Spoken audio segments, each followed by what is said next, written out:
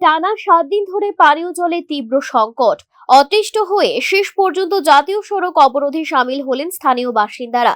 মঙ্গলবার সকালে কৃষ্ণপুর এলাকার 36 মাইলে আসাম আগরতলা জাতীয় সড়ক অবরোধ করে বিক্ষোভ দেখালেন শতাধিক মানুষ। প্রায় 4 ঘন্টা ধরে চলা এই অবরোধের জেরে জাতীয় সড়কের উভয় প্রান্তে দীর্ঘ যানজটের সৃষ্টি হয়।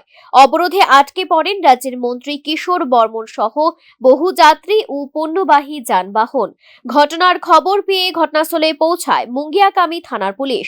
পরিস্থিতি নিয়ন্ত্রণে আনতে প্রশাসনের পক্ষ থেকে মহকুমা শাসক দপ্তরের ডিসিএম সন্দীপ দেববর্মা, জনস্বাস্থ্য কারিগরি দপ্তরের আধিকারিক সহ অন্যান্য প্রশাসনিক কর্মকর্তারা ঘটনাস্থলে উপস্থিত হন।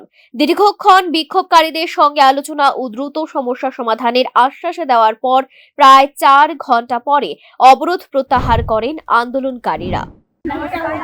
কমপ্লেন পাওয়ার সঙ্গে সঙ্গে আসলে আমাদের যে মেইনটেনেন্স টিমটা কাজ করার পরে আমরা এই মেশিনটা তুলে আবার ঠিক করে লোয়ারিং করেছিল, কিন্তু লোয়ারিং করার পরে 5-10 মিনিট চলার পরে মেশিনটা আবার বান হয়ে গেছে, আর যার কারণে মেশিনটা আবার ঠিক করতে লাগতেছে। এখনো মেশিনে ঠিক করার কাজ চলছে।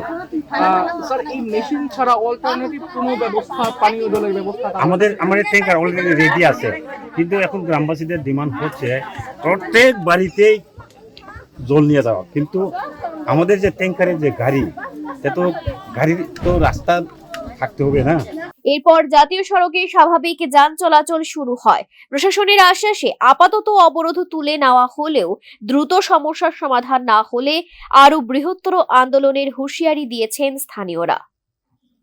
Bureau report, news now.